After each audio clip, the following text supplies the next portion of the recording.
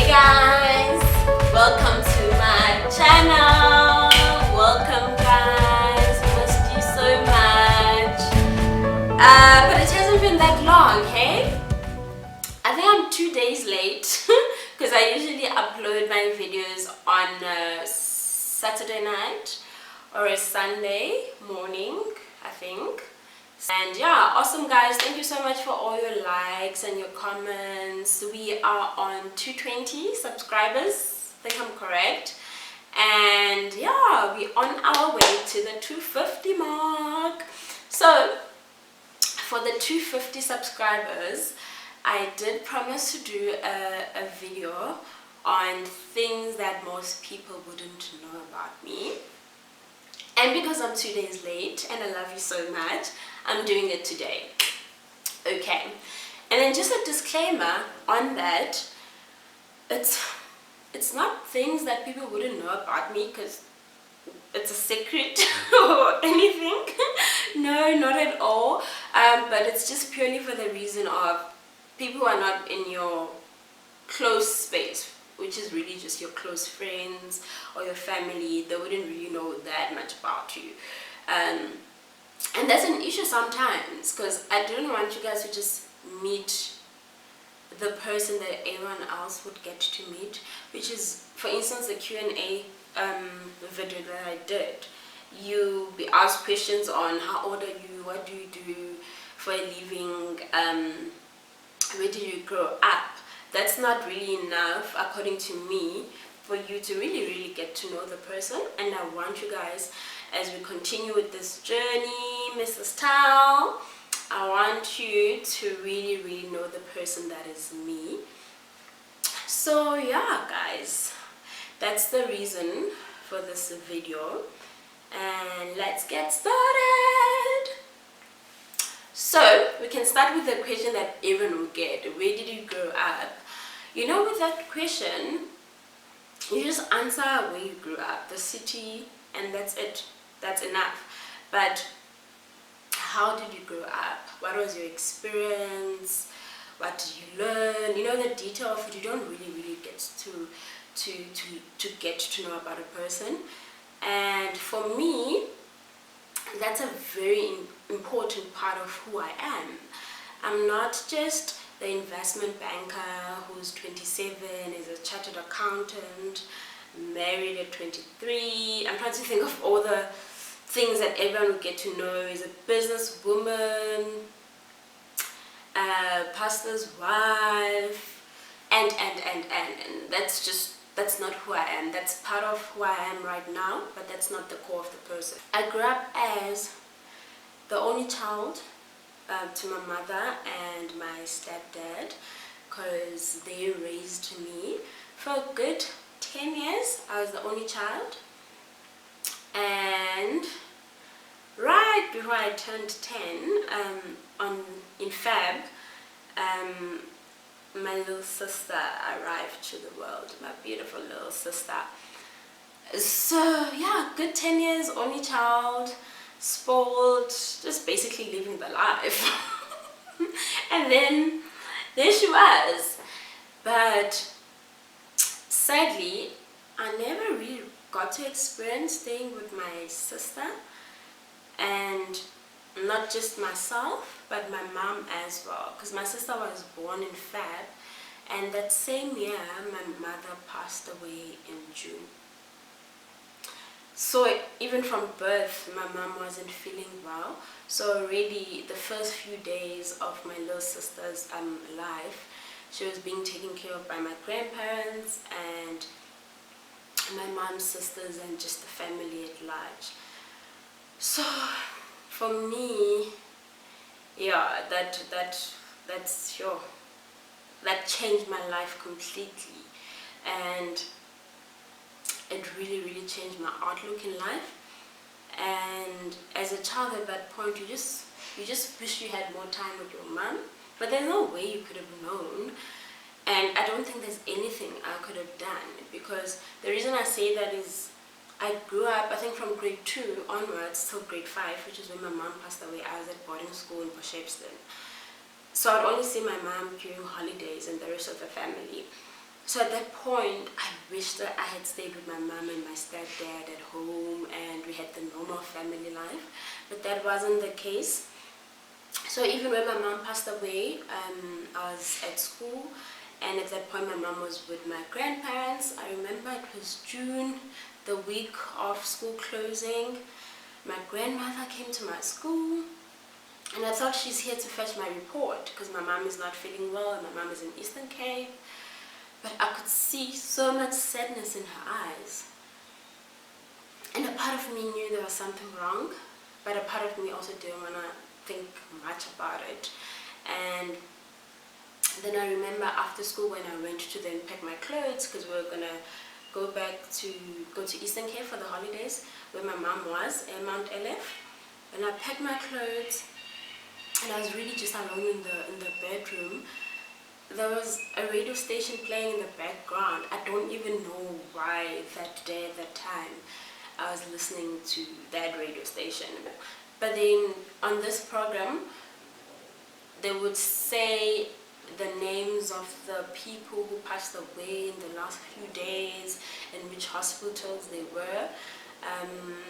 Yeah. And I was listening to that on a Xhosa radio station. And I heard my mother's name, and even the town of passing away at was Mount Elef, which is my mom's hometown, which is where she was the past few months. And it was so, like, it was hard to not believe it, because, yeah, that was my mom. And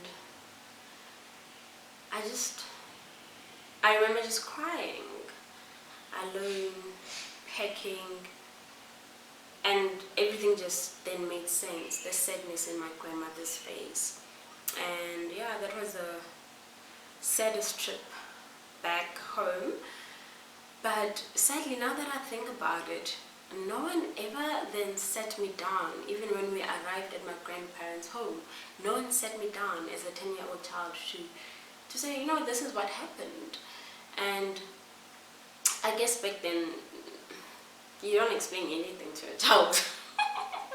I just saw people coming in the house, and then it was the funeral. Yeah, and that's how it happened. And after the funeral, then I was told that I'll be moving to Mthatha to stay with my aunt.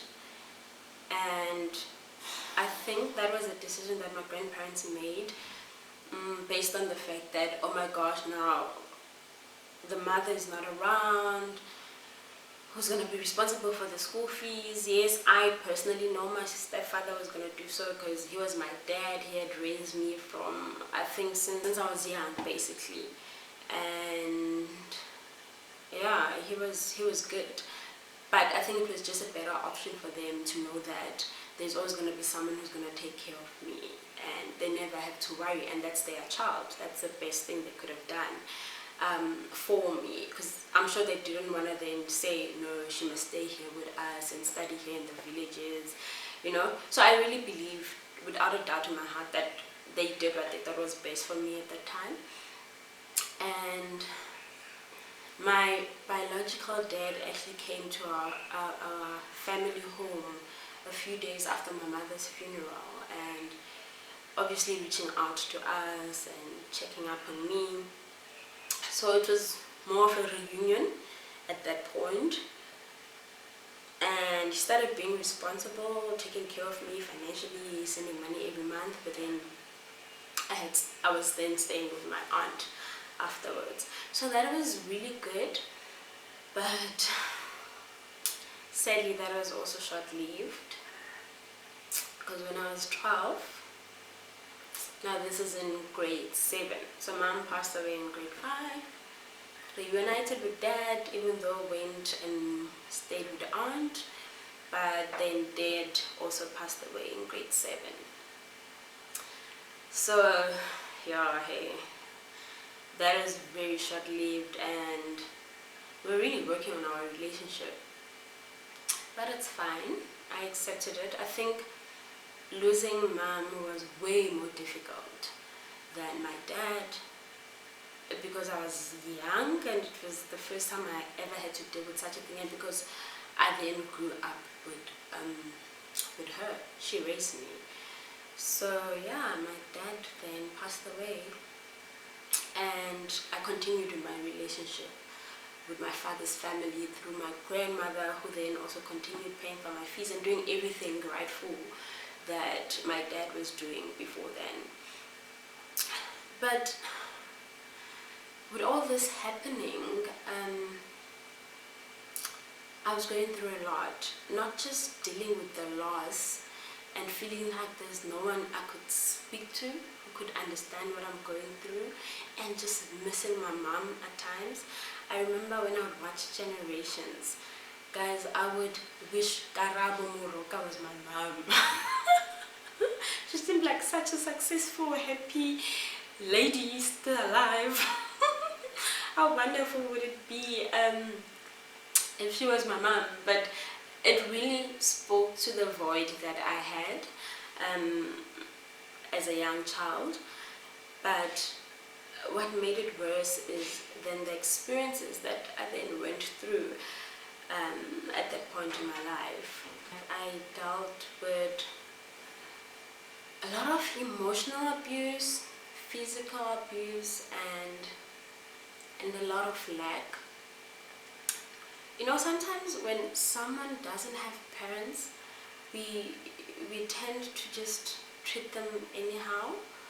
I don't know, I really can't explain it. It was just so painful how I felt like I thought I would then receive love from my aunt, as close as the love I would have received from my mom, but it was really the opposite. It was, guys, I try not to think of the experiences that I went through, but I think she just struggled to love me. She just struggled to treat me like her own child, or just like her sister's child. She was so kind to me before my mom passed away, and when I stayed with her afterwards, I all of a sudden felt like I'm just here to clean the house, I'm just here to mop and do all chores early in the morning.